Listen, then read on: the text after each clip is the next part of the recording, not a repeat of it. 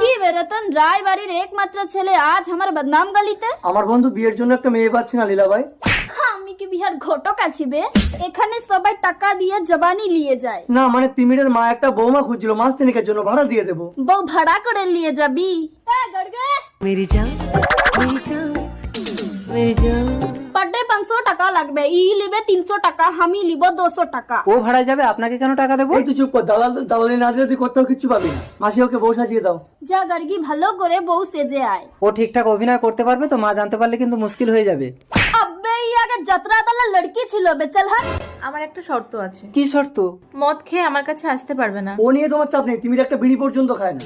তাহলে আমি রেডি। आकर नशा আরে ও তিমির বাবু, আখ ফড় কে কি দেখছিস? আচ্ছা প্যার বেয়ার ছোড়, 3 মাস পরে মাল ফেরত দিবি, চল। মা